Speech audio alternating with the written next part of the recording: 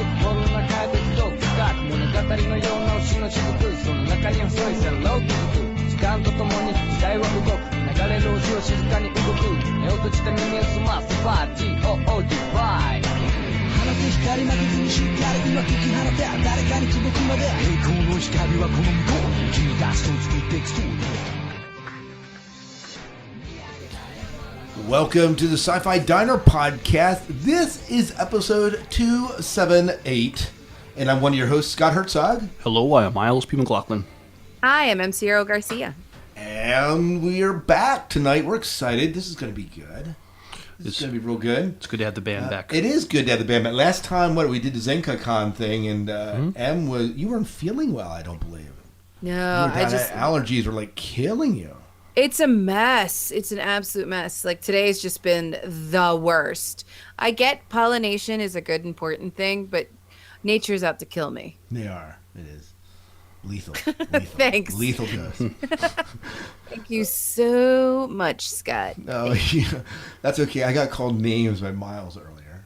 Yeah, but nice. You deserved it. Yes, he did. I was present for some of that. And yes, you were. Yes. Sorry about that. Yeah, sort of. Sorry about that. Well, we typically start the show talking about what's going on in our sci-fi world. Well, we talked about this last time I recorded. We didn't. We didn't. We did. I'm going to be contentious. Fine. No. We talked. We did not talk about Batman versus Superman and how it, last time recorded, it had made up to over $700 million. The first rule of the Sci-Fi Diner Club is that you do not talk about Sci-Fi Diner. I'm just kidding. Anyways, yes. Batman, Superman, go. So we encourage people, hey, don't see the movie for yourself. Make up your mind. I mean, there's, there are some people that hate it, but there are a lot of people that really enjoyed it. So I took my own advice and I went to go see it last Friday. And in your humble opinion, what did you think of Batman versus Superman: Dawn of Justice? I did enjoy it. However, I did have there were things in the movie I didn't care for, but maybe my expectations weren't that high. I don't know. I mean, I'm not panning the movie. There are a lot of things to like about it, but I will say Ben Affleck just doesn't do it for me to play Bruce Wayne's Batman. I just don't think he has the chops to play that part. There were, Henry Cavill was great as Superman. The other actors in their roles I thought were good. We got to see hints of the Justice League, and so that was exciting. I did like the choice they made. Batman uses a voice distorter when he's Batman. And so I actually liked it when he did that. I didn't hear Ben Affleck's voice. I heard this distorted voice. Okay. So things I really liked about the film, they harkened back to, if you're a fan of the comics and a fan of the animated movies, they did use and borrow a lot of those themes for this movie. So I thought that was done pretty good. I thought the writing was pretty good. The battle scene was fantastic. Gal Gadot as Wonder Woman, I thought she did a good job. And what we saw of the other characters that are going to make up the Justice League, it wasn't a long clip. But you knew who it was when you were seeing it, so that was cool. Did the movie go by fast? Yes, it did. I wasn't looking at the time. I wasn't thinking I did enjoy it. It was good paced. So yeah, I don't think you're going to be checking your watch see what time it is. Well, good news is it's about 100 million shy, a little bit over 100 million shy of hitting the $1 billion mark. So it has made about $829 million. People hate this movie. Yeah. Obviously, they're going to make a sequel, probably. No doubt. The question is, will they bring Ben Affleck back as Batman? We'll see. Mm-hmm. It only cost them $250 million to make. So, only. Only. But they certainly have made their money back on the movie. And then some, and then when the the DVDs, Blu-rays come out, they'll make more. Make more money. And there's tons of merch out there for it. Absolutely. And who doesn't want to buy Superman and Batman merch? If I was 8 years old, the toys that are coming out are just Let me ask you this. phenomenal. The outfit, the Batman's suit. How did you feel about Batman's suit? Because it has a very cold iron-looking feel to it. The suit, the suit kind of harkened back to the comic books, the animated series. It was gray colored. It had just a black bat on the chest. They said this was the material was armored, so he could it's resistant to bullets and sharp objects. So I'm more of a fan of the suit used in the Christian Bale movies myself. It looked more the one in those movies looked more functional. This one, but this still looked pretty cool, but and still paying homage to what had been before. So that didn't bother you at all? No, it wasn't flashy, but Batman is not. He's not. He's not a flashy guy. He's not a man of the flash. No. All right. Well, move on. We got hung up on their Batman. We could talk about that more, but this is good. Yeah. This is good. So because I really did want your perspective on it. So I say, I enjoyed it. I don't have to enjoy, like everything in a movie to like the whole movie. So if you like good superhero action drama, I think you'll be satisfied. Good. Good. So what else? I'm still enjoying Legends of Tomorrow on the CW, and Arrow.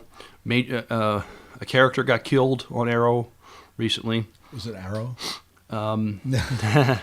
Well, this is if it was Arrow. Could they call it Arrow? Let's talk about that. Well, they already killed him off when he took a sword from Ra's al Ghul. He got killed in air quotes, but Right. He got brought back. So being killed doesn't necessarily mean anything. Right. Of course. No, it wasn't definitely not him this time. That would have been twice. So Third time's a charm. But maybe. they But tried killing him on the Silver Queen or whatever it was called, the boat. right. That was the second time. So just a third time they just need to kill him. I'm sure there's going to be more attempts on his life as the show goes on. Yeah. So Arrow still enjoying Arrow. They're doing some shake up and changes. My wife and I are still enjoying Agents of S.H.I.E.L.D. A new show I watched. It's on Hulu Plus. It's been produced and starring James Franco. But if you're into time travel dramas, this is pretty good. It takes a common trope in sci-fi. What if you could go back and save John F. Kennedy?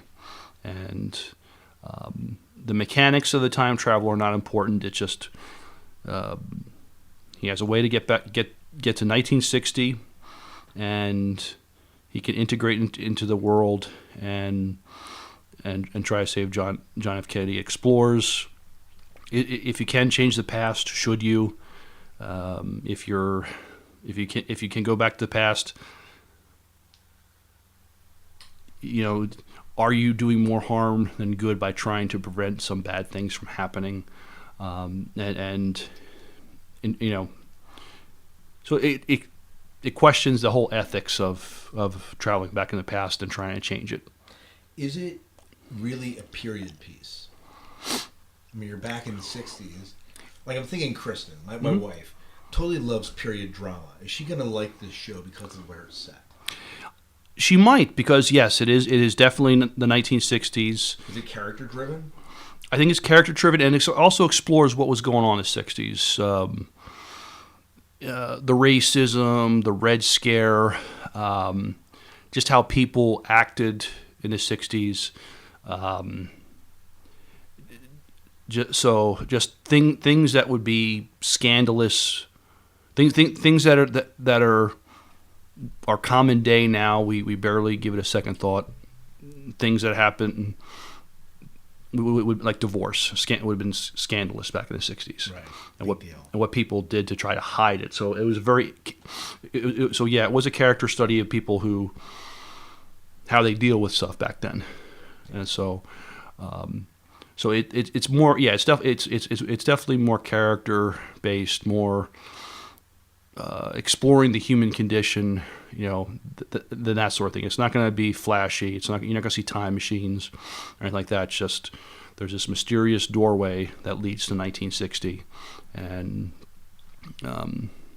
is it like in a chifforobe with all these codes you have to kind of go through and get to the other side? No, it's actually in a diner. This closet in this diner, and the one guy tried to do it, but he said he was dying in it, and he says the past will always try to push back, so you got to be careful. So it like I said, it raises the ethical question: if you could go back in the past and change it, should you? Are you doing more harm than good by doing it? Yes, there are events and things that are very horrible, but do you need to let the past be the past? So it was good. Netflix is coming out with a series we're going to talk about in a little bit, dealing with that same issue. Awesome. More time travel drama. More time travel drama, right? Mm-hmm. But anything else you want to share about things that are going on in your sci-fi world? I picked up the Star Wars Force Awakens Blu-ray, and I haven't watched all of it yet, but I was watching some of the extras before I dug into the movie again. Awesome. Mm-hmm. Awesome. Anything in particular of note in the extras that you thought, oh, that was kind of fascinating? Yeah, the creation of BB-8. Oh yeah. They had a nice little. All the different puppets they had. There's several puppets of BB-8 and how they got it to work in the first place, and that was interesting. Seeing them film. We've gotten to a point where green screen technology it's almost indistinguishable from the real thing, and it's interesting seeing what was green screen and what was a practical set and stuff. Yeah, very awesome. Mm-hmm. Well, in my sci-fi world, there's a lot. There's been a lot going on. Cool. So let me roll down through my list real quick. So I did same thing. Went through all the extras of Force Awakens. Got it on Blu-ray. Mm-hmm. Watched it with my son again. Same sort of thrill. Loved this movie. This movie was awesome. And I love going through the extras, seeing how things were created, and always fascinating to see that. Mm-hmm. Also, we wrapped up Rebels. I don't know if we wrapped up at that time or not, but we went through and actually finished the latest season. And of course, Darth Maul is still alive. We actually are also going through the Clone Wars and just got to the part where we discovered that he was actually alive. Which the story's continued in Rebels a little bit later on then. Okay. But they discover he's insane when you meet him in Clone Wars, and his brother kind of brings him back, and they're on a vengeance for blood against Obi-Wan Kenobi. Cool. So we're watching it. I think we're in the final season. I think we're 5 seasons of Clone Wars, and we're in the 5th season of Clone Wars and enjoying that. And so, yeah. And then the other thing we've been watching, 2 different anime. One, they're fantasy based. The one was Blood Sea, very gory anime. If you're going to watch anime, people being torn apart and being eaten, animated, of course. But the storyline was pretty good, and there was this huge military twist that this girl that is assassinating these farm creatures is actually a military weapon, and you don't realize it till. Sorry if I spoiled it for anyone out there who's going to watch Blood Sea. 13 episodes, and they reveal that about episode 11. And the whole time you think, well, she's just like this priestess that's ordained to take out these creatures, and you realize that there's a lot more to the story. Mm-hmm. And then I'm watching Assassination Classroom, which there's this biological engineered entity that looks alien that destroyed the moon and tells the people of the world that he's going to destroy the Earth in a year. But he's going to give them a year to try and assassinate him. And so what does he do? He decides he's going to become a teacher to a bunch of junior high students, and he's going to teach them how to assassinate him. But he's also going to teach them writing, arithmetic and everything else, and really care about them. Well, at least he cares. Yes, even though they're going to destroy the world in a year. So that it's funny. It's meant to be a comedy, but Assassination Classroom. And I got into this because of Zenkai Con. There was a creature running around that was dressed up as the professor. And I said, I gotta watch this. You were curious about this whole thing. I was. Mm-hmm. Also watched Captain America: Winter Soldier again. Oh, I love that movie. In prep for Civil War coming out. Yeah. What do we have? A couple of weeks of that yet? Right. And I'm actually been invited Thursday to go see it in the IMAX the weekend it opens. Debating whether I can wrestle Kristen to let me take Kiefer to a 7:00 showing. Because we won't get out until like 9:30, 10 o'clock, and he's school the next day. Oh, yeah, it's a tough one. But maybe I can do it. It's a father-son bonding experience. It is. I got to talk to Chris about that. Right. But that's in prep of that, and enjoyed it just as much this time as I enjoyed it the other time. I'd forgotten a little bit about how it all transpired, so it was kind of a fresh look at it. And two other things, and then we'll move into some news here tonight, and that is I'm reading Dune Sisterhood. The Dune Sisterhood is not the right word. I can't remember it. But anyways, it's a sister school, the school of the Bene Gesserit sisters, that is they're developing in the stories. I just finished that book and began Mentats of Dune, and these are all I'm reading them for the Dune Saga podcast. So, and we'll get to that in just a second again. And then the other thing I'm doing, it's not sci-fi related, is I'm in the final phases of editing the book in the house that I grew up in. Oh, okay, cool. So that's not sci-fi related at all, but I think I'll just mention that I'm doing that. What is going on in your sci-fi world? Nothing. I didn't think so. That's too bad. Nothing. I heard that your favorite movie was Batman versus Superboy. Oh my God! We do not have enough time to record how much I despised Batman v Superman. But you went and saw it twice. I did. See, you're the reason. You're the reason it earned $8,029,829 gazillion dollars. It's your fault. The second time I went to see it, I bought a ticket for another movie and snuck in. That's how much I didn't want them to have my money. You are a Philistine. You hear that? Producers, if you want to go after someone else, go ahead.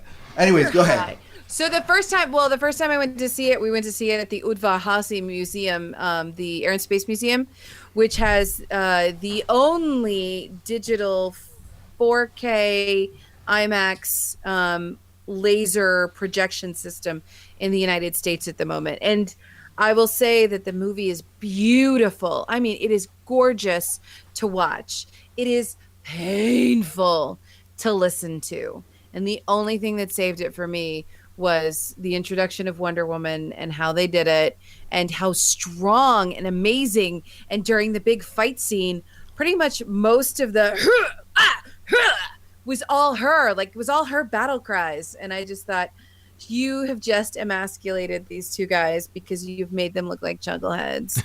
Because they were just whiny and stupid, and the whole like Martha bull manure. It was just ugh. Yes, but we need a whole separate show for that. Yeah, but Miles loved the voice of Ben Affleck. Well, wasn't Ben Affleck's voice better when the distorter was on? Yes. So this is something I'm going to recant a statement I made previously on Sci-Fi Diner. I think Ben Affleck was a really, really good Bruce Wayne. I think Ben is he's up there for me with I can't think of his name from the first time they did the movie. Henry Cavill? Okay. No. Bruce Wayne. Oh, Christian Bale was the one from the... Nope, before that. Val Kilmer? No, ew. Michael Keaton? No. Michael Keaton, that's it. Michael Keaton is my favorite Batman, but Ben Affleck played an amazingly dramatic Bruce Wayne. His Batman was a little... but as Bruce Wayne, he sold it, and I take back my comments about not...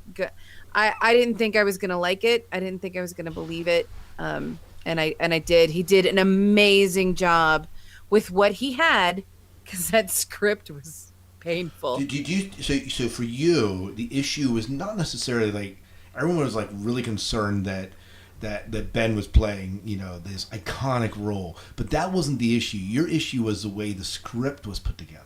My issue is that storyline should have been 2 movies. It should not have been 1, because they diluted the stories.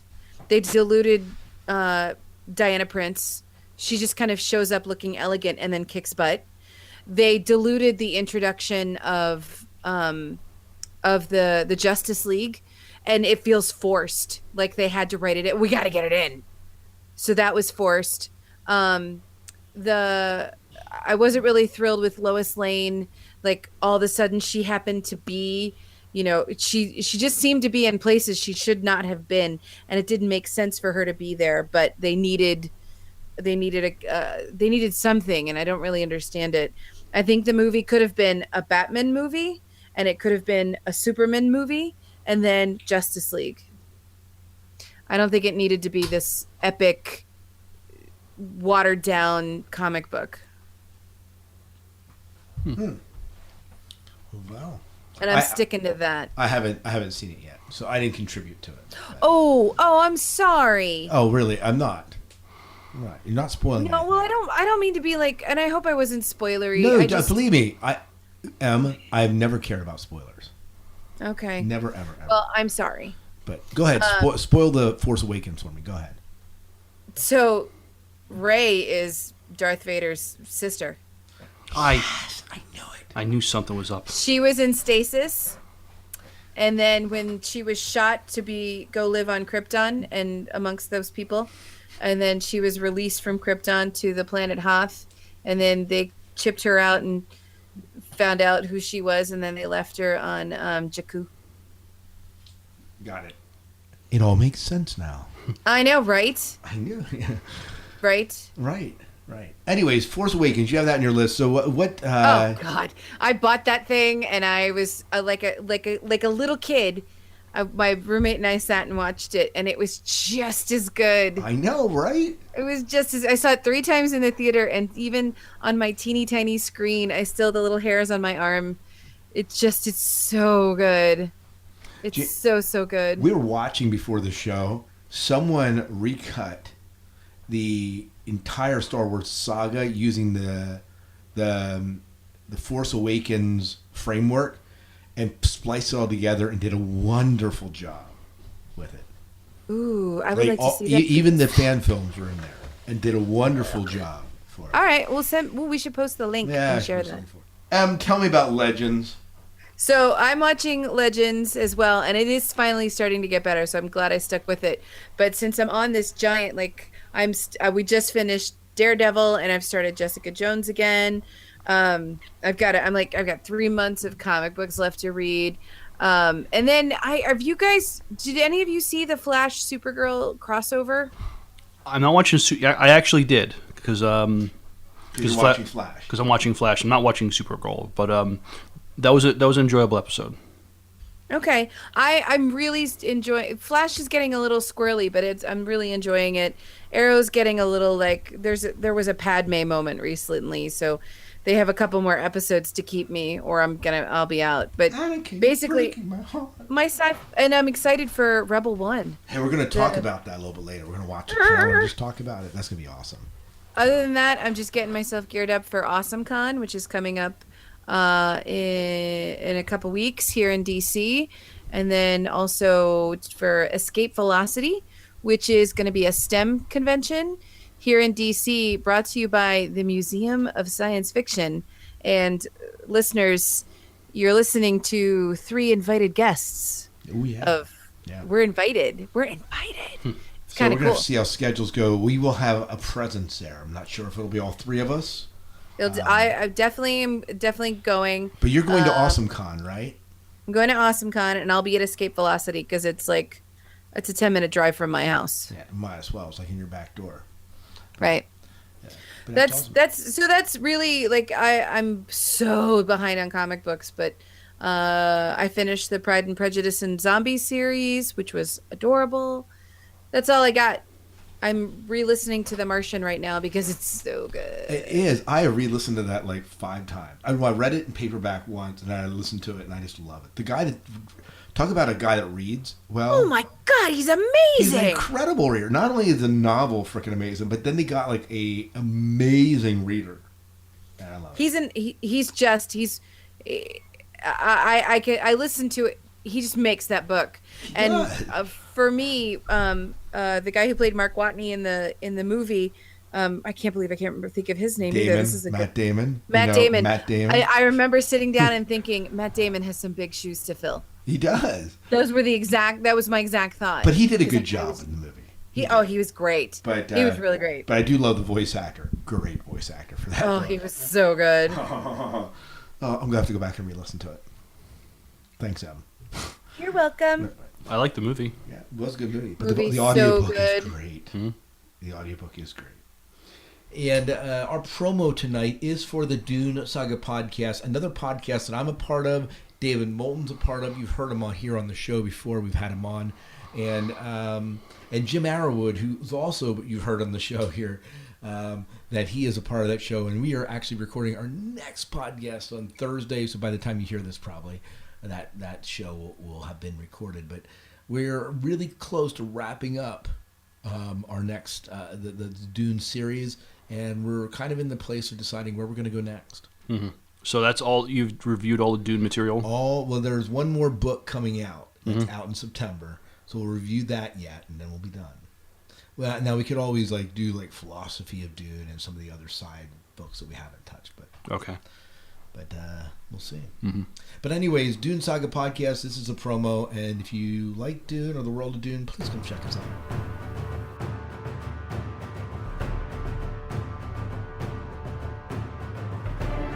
I must not fear.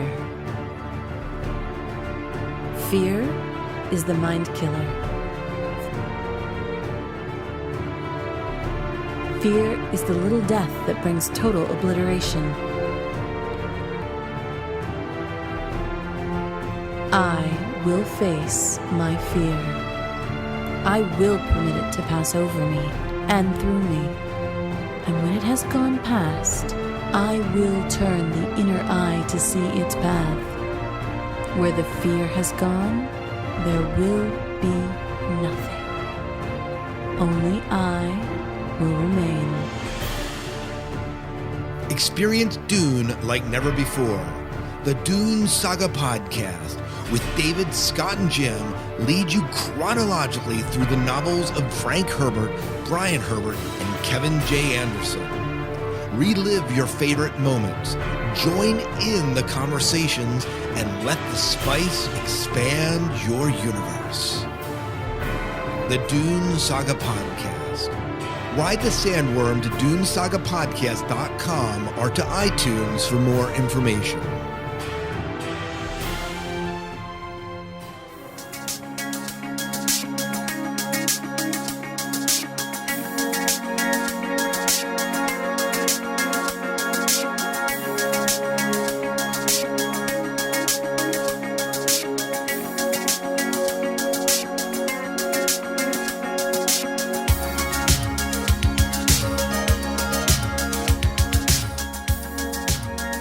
Well, let's talk a little bit of news here tonight. One of the things that came down the pike, we one of the things on my list when I shared what was in my sci-fi world, I'm watching some anime, as I mentioned, and one of the anime that I've watched in the past was Ghost in the Shell.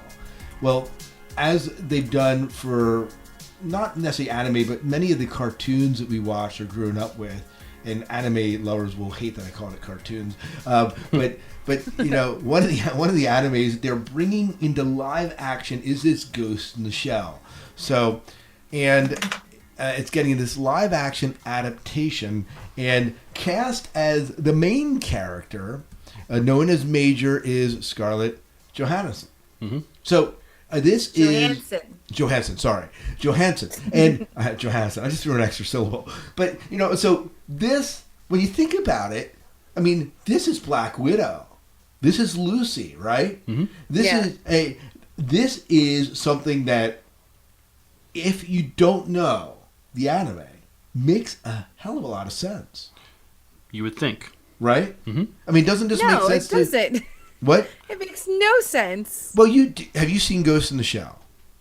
So I know of the anime. Right. I know of the anime, and I know of the characters, and no, it makes no sense to me. Well, okay, but let's say you don't know. Let's say that you're coming to it. You're saying, "Oh, Ghost in the Shell. Look at Scarlett Johansson." You don't know the anime.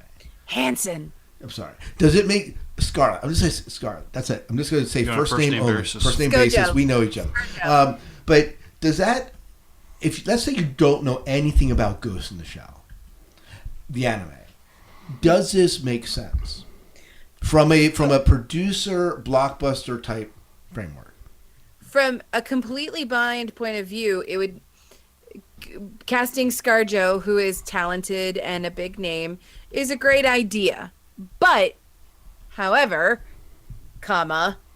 eyebrow raised, it's a completely superficial judgment. You can't just, oh, well, here's a movie, let's throw some name actors at it. You can't do that. You need to fulfill the story. And once you know the story and you know the characters, it makes no sense. Yeah. It's very frustrating. Very frustrating. So anyways, the huge debacle is, of course, that Hollywood's being accused of whitewashing, as they call it. It is. Throwing in a white actor to play a Oriental or an Asian character. And they've done this before. They did it in The Last Airbender. I was just even reading earlier on that they even did this way back when in 1956, when they did The Conqueror, which starred John Wayne as Genghis Khan. So see Miles what? I mean, no. So they've done this. It's not something new, but you also have to think of the time period, dude. But even so, you think now all the strong female Asian actors that we have, right? Mm-hmm. And they choose to go Scarlett Jo. I'm thinking of Yul Brynner in The King and I too. Yeah. And one of the biggest voices lashing out against this is our own Agents of S.H.I.E.L.D., Ma Ning. Yeah, Ming-Na Wen, the voice of Disney's Mulan and in Agents of S.H.I.E.L.D. Mm-hmm. Do you blame her? No. She'd be perfect for the role. I'll tell you, it drives me nuts when I see characters of a different race or a different country. And back in the 50s and the 60s, maybe the pool of actors and actresses, you needed a name for a draw, back then. So you painted up your actors and you made them look the way they needed to. Even in Breakfast at Tiffany's, when they made Mickey Rooney a Japanese gentleman, there were many great actors out there, but Mickey Rooney's a name, so it'll make money because it's Mickey Rooney. In this friggin' day and age, with the amount of talent that there is, just how big the Asian movie market is and television market, and how many crossover actors there have been, and vice versa. We're gonna have to put an expletive on this because it's absolute horseshit. I'm very upset. It drives me nuts when I see Spanish characters and people with really crappy Spanish accents playing Spanish people, and if they had taken the time or given like a little ounce of a crap, they could have found an actor who would have done it 10 times better and authentically. So, and as a Spanish person, I've been passed over for parts because I'm not, they didn't think I was Latin enough, and they cast a white person who can do an over an exaggerated accent. That's just, it's crap. I haven't fully read everything about this because it makes me so mad. Yeah. It makes me very angry. It's also a missed opportunity on using an unknown. I mean, this is the story itself should be able to carry itself, and this could be an opportunity to launch an actress that is not well known. You could have other well-known actors played different parts, but to have a Caucasian play Asian character in this day and age, it's just unnecessary. I mean, we Absolutely. and it also robs the authenticity of the story. The story, Absolutely. it's about an Asian girl. What it is stunt casting. I mean, it may make sense. It may seem to make sense from a business point of view. But no, I think part of the issue too is when the stills were released. So initially the casting, when it came out, there was this backlash, and then they released a studio still, and in it, as they do in these cases, is they actually add a slight yellow tint to the skin to make them seem more Oriental. Mm-hmm. Well, that's just racist right there. Well, it is, but that's been one of the complaints. That's one of the complaints. Could she act out the role? Absolutely. That's not the issue. The issue is that there are really capable actors, and I don't think, Miles, that you need to go to no-name actors. Like, there are some fairly well-known, Asian actors out there that could easily step in and fulfill the role. And we're not talking Jackie Chan here. I mean, we're talking, there are some female actors out there that are strong female actors that have made somewhat of a name depending on the film. I'm still a fan of, when you can use an unknown, give a chance to launch, get a new fresh face, a new, somebody we haven't heard about. That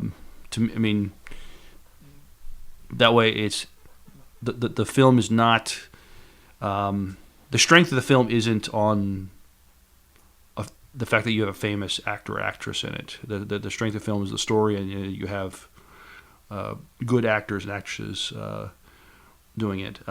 Star Wars Force Awakens, the actress who plays Rey, I never heard of her before, and now, she's getting huge now. I mean, with and I'm torn here because part of me, I love the Ghost in the Shell series, and when it comes out as live action, I really kind of want to see it, but then part of me doesn't because of the fact that they're doing this. Mm-hmm. They're making this choice. Yeah. For me, it's, if you're going to tell this story, which is incredibly important to a lot of people, you cast for the story. You cast for the character. And I like the concept of using an unknown, a new face, because you do get a really fresh perspective, and you get people, it suspends the disbelief and lets people really enjoy the story and not just say, oh, look, there's ScarJo as such and such again. I mean, there's so many amazing actresses out there. Like Chloe Bennett, she's also on Agents of S.H.I.E.L.D. She's Chinese American. Then there's Maggie Q, Olivia Munn. There's Chrissy Teigen, who is frankly kind of a crappy actress, but she's got a good image and she can do what she needs to do. There's so many out there, and they went with a blonde girl. Yeah. I just and the thing is, it's the setting, unless they absolutely change the setting, is Tokyo.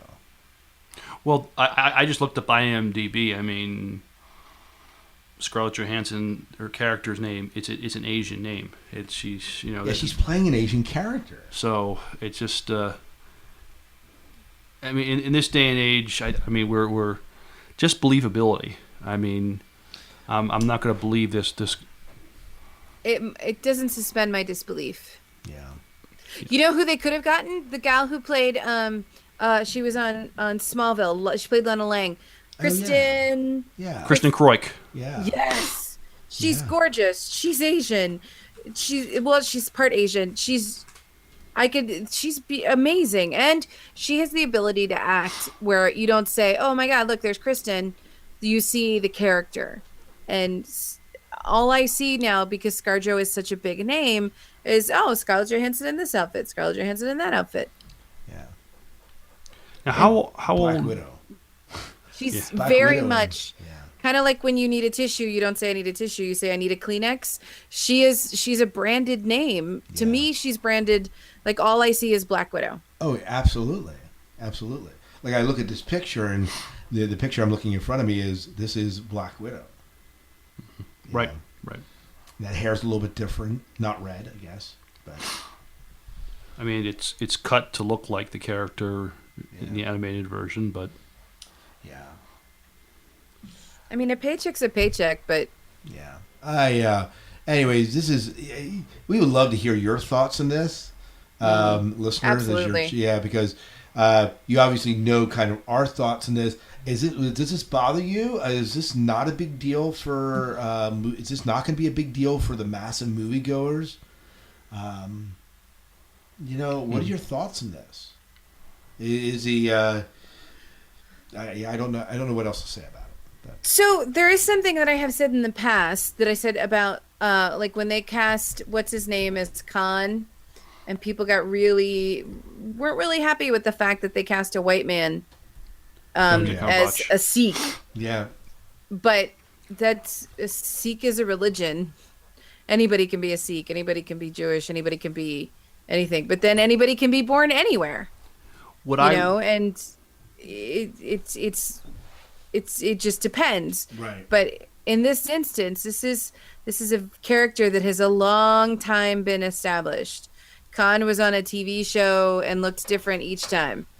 So, I feel in this day, I don't know. We could go on forever, and I'm just going to shut up. Yeah. Well, one other thing I just want to throw into the ring here, and we can obviously I hope to get some listener feedback talking about this issue, but I'm reading through a book because I'm teaching an Asian unit as a part of a world literature course. We're doing an entire section devoted to manga and anime. Because of its, obviously, there's a lot of Asian literary influence and philosophical influence through it. And I picked up this book called Manga and Philosophy, and one of the articles in it talks about why are all the comic book characters why are all the manga characters white, and that's beyond the fact that a lot of them are black and white characters. But when you watch an anime, the characters for the most part are white characters. They don't look particularly Asian. With the big eyes and Then there's certainly a lot of Asian influence, but some of them are blonde, some of them are brown. I mean, there's a lot of stuff that isn't like you think Sailor Moon, right? Doesn't look real Asian.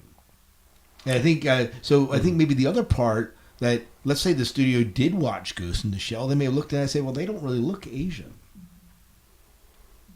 And maybe I'm giving them too much doubt. But I'm just saying, maybe there is that other part of it. That's a good point.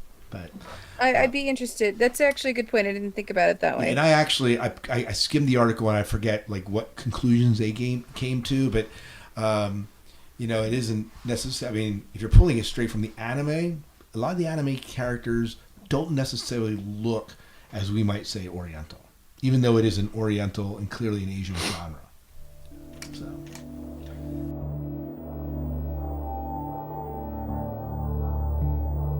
Come in, relax at the Sci-Fi Diner Spa. Let the cares of the Galactic Empire drift away under the hands of one of our certified massage therapists. Has our favorite Gungan senator been annoying you? Mr. Kochata Binks, Mr. Your humble servant. Let the fingers of one of our Twi'lek slave girls rub your frustration many parsecs away. Or perhaps you just found out that your father is a Sith Lord. I am your father. Our Wookiee massage therapists specialize in deep tissue massage. Send a holonet transmission to the Sci-Fi Diner Spa to make your appointment. The Sci-Fi Diner bears no responsibility should one of our Wookiees decide to go on a rampage and strew your guts from one end of the galaxy to the other due to frustration pent up against Palpatine and what happened on Kashyyyk.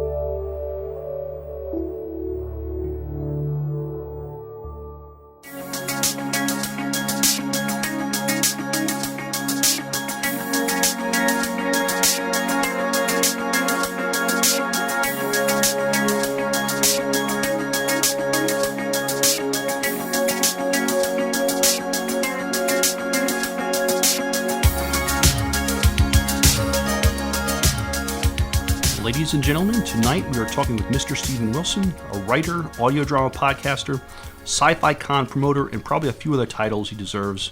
And we're going to talk to him about his exciting new project, the continuing stories of the award-winning audio drama, The ARBITER Chronicles. The guest star voice talents alone are who's who of folks from our favorite sci-fi productions. He can use a little assistance to get it to launch, so we're going to talk about his Kickstarter campaign. And if you think you have the gift for voice acting, Mr. Steve Wilson is looking for some voice talent. We'll be talking about that too. Mr. Wilson, welcome and thank you for taking time to talk with us on the Sci-Fi Diner podcast. Thank you for having me. Yeah, it's good to have you. Man, you make him sound so formal. You're calling him Mr. Wilson. Well, Hey, Mr. Wilson! Calling me. Me. you probably got that. Do you remember what that's from? I do. I do. Yeah, I'm old enough to remember that. Okay, good. Scott's just a wee lad. I am. I'm way too young for that. I'm older than all of you, so shut up. Maybe not Steve. Maybe not Steve. Maybe not Steve, but you guys. Wow. So. Wow. Wow. But I grew up without television, so shut The up. 5-0, it burns. Yeah. Dun. It does. Oh, 5 years from that, I'll be there. Oh man. But so, how you doing, Steve? I'm doing well. It's an exciting time. I've got a novel finished, and I'm doing my first ever Kickstarter, and checking every I'm reasonable every 5 minutes. Yeah, right. To make more money. Well, the good news about the Kickstarter, I see you're almost halfway to your goal, and that's pretty awesome. That's amazing. Yeah, I have some really good friends and some really great fans, and so I'm really excited. Yeah. So hopefully we can get a few more people throwing some money into the arena tonight, and as we kind of talk about this. But let's back up a little bit. So you've been on kind of casually when we talked about Farpoint maybe like a year ago. We had you on to chat with a group of people just to talk about the con in general. But this is something that also has been a part of your life, this whole Arbiter Chronicles. And I want to talk about the history and the evolution of that. But can you tell us just a little bit, how did the Arbiter Chronicles even come about? Like, where did this come from? Oh my God! So, like any creative young man growing up in the 70s, I loved Star Trek, and I wanted to be a writer. I wanted to be an artist. I wanted to do comic books, and I've done a little bit of all of that. But when I was in high school, I started writing Trek fan fiction, and I really, really enjoyed it. Just like the idea of getting up every morning, and the first thing I do, running to the, God help me, IBM Selectric typewriter, and typing out a bunch of words. Writing fan fiction was really cool to me. And I met some wonderful people like Bob Greenberger and Howie Weinstein and Mark Okrand and later Michael Jan Friedman and Peter David, all these people who were doing this professionally. And they encouraged me, and I got to write some of the Trek comics, and I got to pitch some novels, and and I've got Wonder Woman looking at me, and that's cool. For those of you who can't see, since this is not a visual podcast, Em's holding up a little, what is it, pop? A pop figure. Yeah, pop figure. Wonder Woman. So. Couple Wonder Women, twin Wonder Women. There'll be a duel. I'm sorry. I'm fidgeting while I'm listening. I'm sorry. It's okay. I work with firefighters. Look, Steve is not that boring. He's telling us history. This is Not important boring. stuff. I just fidget. I'm sorry. So, go to your room. So yeah, I got to write some Trek comics, which was really thrilling. I got to pitch some Trek novels. I got to pitch some actual Trek episodes. And then there was kind of a dry spell where I wasn't really working professionally, and I was like, well, I've got all this kind of science fiction background. I've done a lot of stuff. Let me take a crack at doing my own thing, creating my own universe, and that's pretty much how the Arbiters were born. I started somewhere around 1996, 97. Oh, and I have to do a celebrity reference. It was Jack Williamson's fault. Okay. I met Jack Williamson, one of the deans of American science fiction, at a dinner. He was 90-something years old. He was, there with his nephew and very frail. And I was introduced to him, and he said, "Are you a writer?" And I said, "Yes, sir, I am." And he said, "Well, what do you write?" And I told him I work for DC Comics. He said, "Do you know Julie Schwartz?" And I was like, "No, I'm not that lucky." But Julie left before he said, "Well, what are you writing now?" And I said, "Nothing." And he shook his finger in my face. Jack Williamson shook his finger in my face and said, "Shame on you. You should always be writing." I went home that night and I started plotting a science fiction novel, and that was the first Arbiter Chronicles story. Awesome. So tell us, for people that aren't familiar with the Arbiter series, tell me a little bit, like, what's the premise of it? The premise of it is space opera, and it's got all those tropes. It's got the space military. It's got the galactic confederation of planets, which all the space operas have had since the 30s. Their own kooky version of faster than light travel. But I decided to send a young crew of officers who are just out of the academy. They're kind of diverse. They're kind of misfits. One of them's rich, two of them are really poor, one of them's an escaped slave, one of them is a young man kind of struggling with his sexuality, and so it's just kind of, it's your standard space opera fare. They fly in, they save planets, they help, but there's a lot of angst. There's a whole lot of angst. So when you started it, did you initially set out to do like a radio style drama? No, I set out to write a novel, and I'd actually drafted a short novel, which later became Taken Liberty, which was my first novel. But while I was working on that thing took me 6 or 7 years to get to press, and while I was working on that, there was an empty hour in the ballroom at a convention, and I was the programming chairman, and I had to fill that hour. And I said, "Oh, gee, I think I had 6 weeks." And I said, "Gee, I could write a radio show." I think I had just seen William Shatner on a Sci-Fi Channel radio show special, and I thought, well, that would be fun.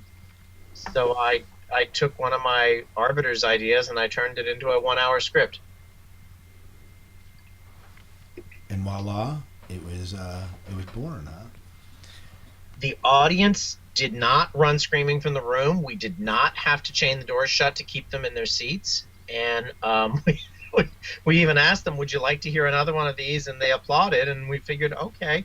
So we did like 15 live audio dramas in that series, and they've been very well received. Did you record them, or were they just all live performances?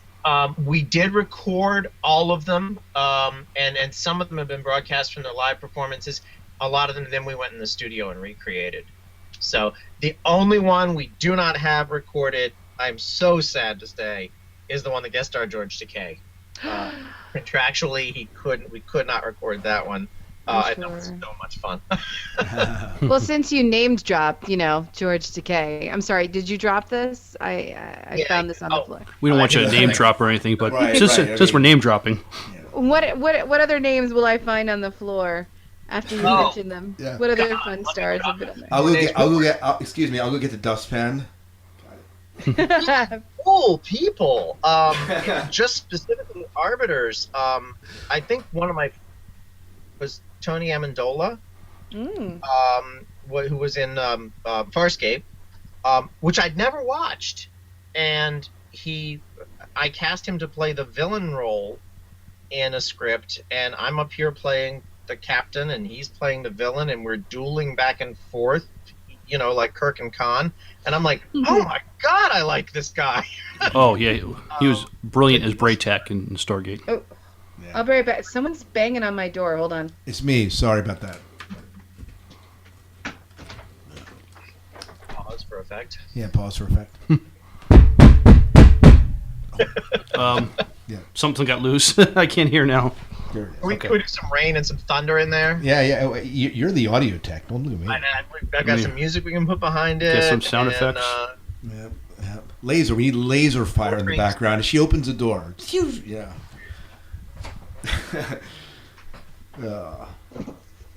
Will Ed make it back from the door? I'm sorry. It's like banging on my door. Like, And what the hell? My neighbor had my package. Oh, She could have just left it on the stoop, and I would have found it instead of just beating down my door, like scaring the living bejesus out of me. I picked up my golf club. I was afraid it would be a presidential candidate because, you know. Ugh. I'm so sorry. So, with all these wonderful, fun people that you have on the show, so the guy from Farscape. Oh, yeah. Going. We worked with the guys from Alien Nation, Eric Pierpoint and Gary Graham. Oh, great. So much fun.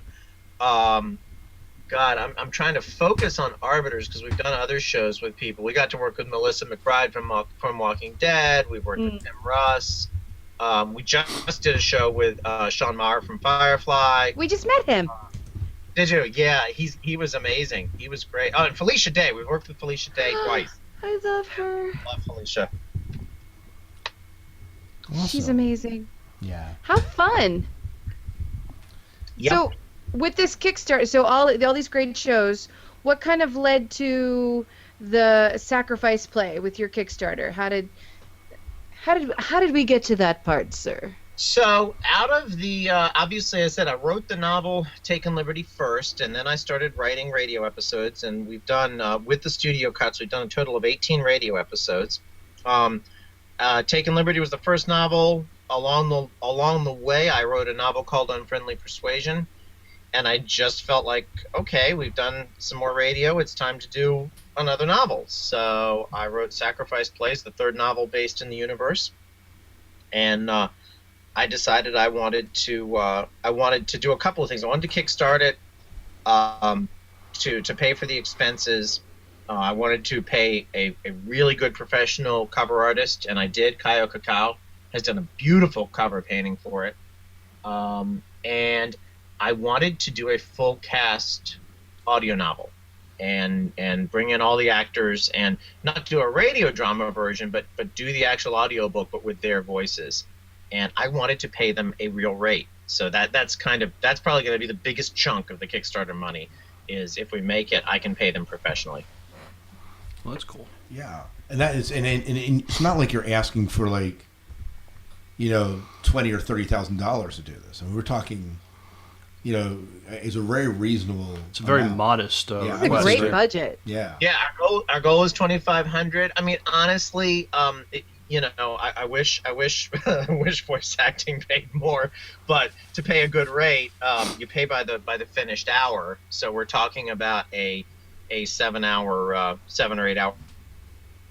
And let's be honest, I'm going to narrate it. I'm going to be 3 to 4 of those hours. Right. So, it really doesn't mount up to that much to pay these guys. Right. But, what a great way to, try to help bring people in, bring an audience in, to kind of participate, in that. And M is looking for work. So if you need a voice actor, you can. Yeah. As a voice actor, getting paid is awesome. That is Isn't awesome. it? Yeah, I really like it. I'm really good at getting paid. It is awesome. So we're really excited. The cast is nagging me. When are we going to get started? I'm like, guys, we're running a Kickstarter where they get to name characters, so we kind of have to let them do that before we go in the studio. And but once we do that, I mean, the thing is finished. It's laying there ready to go. And we're going to release the book in July. We're going to release the audiobook. And I think it's a good story. It's at least I hope so. All of my beta readers and my editors have enjoyed it. It's very tightly plotted. It doesn't meander as much as some of my other stuff does. It's a very suspense-driven, on-the-clock story of a ship that's about to blow up, and my characters trying to stop that from happening, and there's some philosophical issues in there of a technology that's so dangerous that if you know it exists, you can't live. So it's probably the most suspense-driven thing I've ever done. So if people back this Kickstarter, what are some of the perks? I mean, everyone is about getting perks when they do a Kickstarter. Yeah, I think we've got some cool perks. Obviously, at the lower level, we've got the ebook version of the novel, and as you climb up there, there's an autographed trade paperback version. We've got packages that include, hey, there were novels before this, so here's the other 2 novels, and here's some prequel ebooks. I'm selling. I don't know if anybody wants this, but 3 people have backed it to that level so far. My actual manuscript with my handwritten notes. People seem to want that, of all things. So that's in there, and of course the full audiobook. Plus, you get to name characters. Yes, Yeah. we do have a limited number of opportunities to name some characters and name some astrological features. Oh, so Astrographical features. I'm not sure what the term is. That's pretty awesome. Yeah. so if you donate, you get to contribute creatively. Yeah, and that's really cool.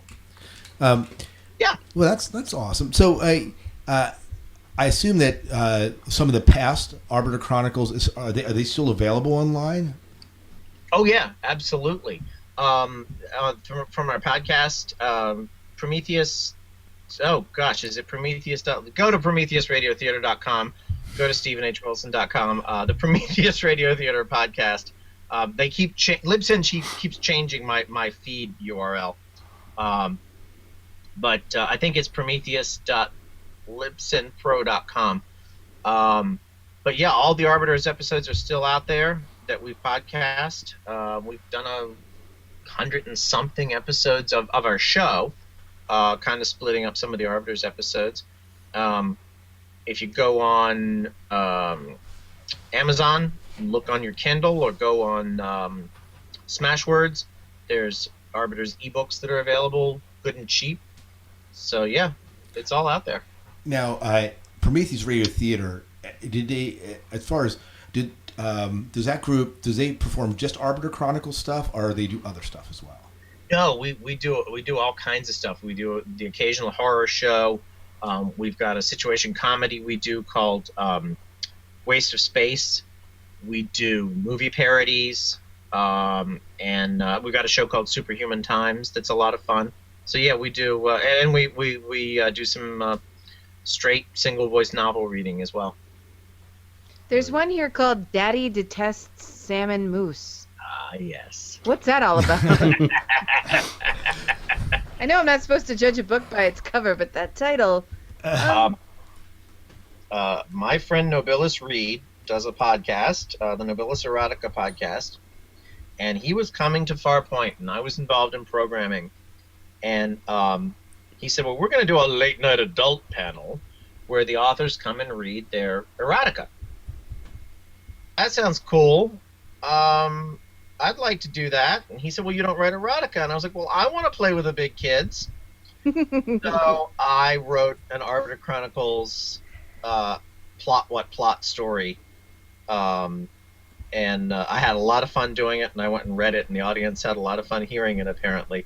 There's a reference in my first novel to an incident with one of my characters involving sex and a platter of salmon mousse, and I decided to tell how it happened. Well, very interesting. Wow. You had to ask. One of the things I did want to ask you before we go here, Steve, is you started the Arbiter Chronicles in late '90s. You began recording it early 2000. A lot has changed in the years that you have been recording the audio for that. As someone that has gotten into podcasting initially by doing radio drama and then maybe some other ventures, where do you kind of see this medium for you going? Oh, wow. I love audio. I really do. I mean, I've done a little bit of video. I've played with it. But the fact is, I just love doing audio. So I guess I kind of feel like that's what I want to keep doing. I want to keep creating audio theater. And I think with the advent of things like Audible, I think the demand for that is only increasing. So I do see, for me, that's what I'm going to keep doing. Our video project's more hot. Well, look at Kickstarter, and I'm asking for 4 figures, and they're asking for 7, and they're getting it. So I guess There's some demand for that. Yeah, I think video projects, audio is more of a niche market, but I think it'll continue to work for us. One of the trends I keep seeing on Audible too is the audio dramatization of a book. Is the audio play, the old-timey style of putting that together. And for me, when I get an audiobook, if someone's just straight reading it, I can do that myself. I'm not going to be entertained and I don't want to listen. But when someone takes, bless you, when the reader or actor takes the time to really build voices and characters, or if the production is actually a cast-based production, it brings the book alive in a way that's wonderful. It's absolutely wonderful. And so as a listener, I mean, just as a voice actor, it's fun to do. But as a listener, I love having that perspective, having not just a story read to me, but a story told, truly delivered in the way I think the author likes. And you get to do that with your own work. So it's just got to be. It's so much fun and it's so satisfying.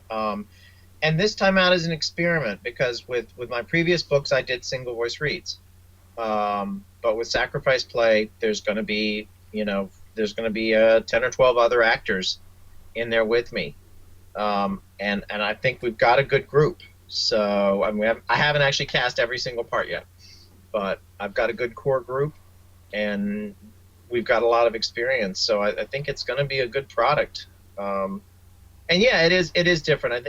You're right. A single voice read can be really boring, and then there's some that can be just phenomenal. I listened to the Force Awakens novelization, and the guy that narrated that just did such a phenomenal job with the voices. A single actor can, but it has to be an actor, and I think that's the thing. It's not just I'm going to sit here and I'm going to read the book in a monotone. Right. Absolutely. Yeah, Scott Brick does that for me when I hear him. Oh, Scott Brick is amazing. He's amazing. Like he just brings it right there. So he narrated. I'm most familiar with him narrating the Dune novels, but he's done a lot of other work as well. Yeah, he's like one of the big voices of single voice read science fiction audio, and it's great. But yeah, I do like it. It actually took me a while to get used to full cast novels as opposed to audio drama. I think the first ones I listened to were some of the Heinleins that have been done, and at first it was a little weird because it's like it's a novel, but it's different voices. But once you get used to it, they're almost different media. Yeah, very good, very good. I think you should go VR goggles next. Technology's getting better. Yeah. I want to look around the interior of the Arbiter. Go ahead. Ooh, how fun would that be? That would be awesome. You were going to say, how fun would that be? Oh, I was just going to say, as I have a face for radio, so I'm going to vote for continuing with the audio stuff. I'm all for that. All right. Well, Steve, thank you so much for joining us here tonight and chatting a little bit about Arbiter Chronicles and what's going on in your world of writing. Well, thank you guys. I hope your listeners will find it interesting, and if anybody hasn't heard the Arbiter Chronicles, I hope they'll check us out. We've won the Mark Time Award, we've won the Parsec Award. People do seem, I don't like to brag about myself, I really don't, but people do seem to enjoy our stories, and that's why we do them. So I hope more people will check us out and think about backing Sacrifice Play. Awesome. Well, we see you every once in a while at conventions. Will we see you this summer? You will. I'm doing Balticon, and I'll be at Shore Leave. Awesome. In fact, we're premiering Sacrifice Play at Shore Leave, so there'll be a launch party.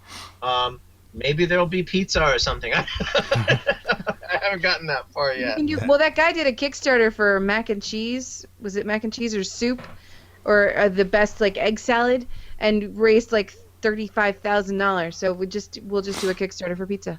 Well, he's got money. Maybe he can finance our pizza. There you go. All right, Steve. Well, thank you so much for coming on tonight. Absolutely. Thank you, guys. Good night, Steve. Good night. Prometheus Radio Theater presents The Arbiter Chronicles.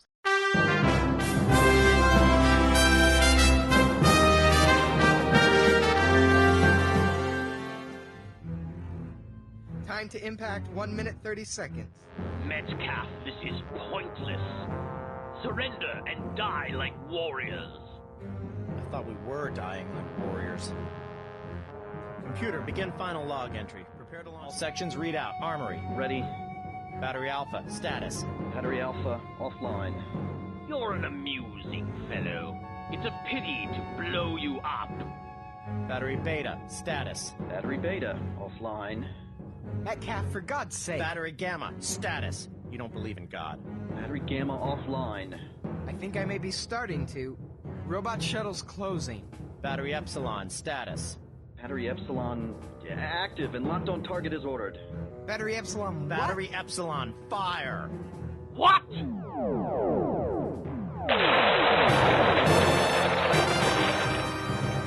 Direct hit. The Arbiter Chronicles has been in production in some form since the year 2000. The audio dramas have won the Mark Time Silver Award and the Parsec Award, and featured guest appearances by some favorite science fiction actors. The novels Taken Liberty and Unfriendly Persuasion developed the story more, and novelizations of the radio shows filled in some background for the characters. In creating the Arbiters, I wanted to play with all the comfortable science fiction tropes like starships and galactic federations and evil empires, but turn them on their ear a little bit and push the boundaries. Sometimes even make people uncomfortable because people think when they're uncomfortable. But most of all, I wanted to tell science fiction fans the kinds of stories that I like to hear. The newest Arbiter Chronicles project is the novel Sacrifice Play, which will be released simultaneously as an audiobook and a print novel. The goal of the Sacrifice Play Kickstarter is to pay for the legal and production costs of releasing the book and to pay a professional rate to the artists who are creating the cover and promotional items and voicing the full cast audiobook. It's taken a lot of very special people to make the Arbiter Chronicles happen for the last 15 years. Sacrifice Play is your chance to be one of them.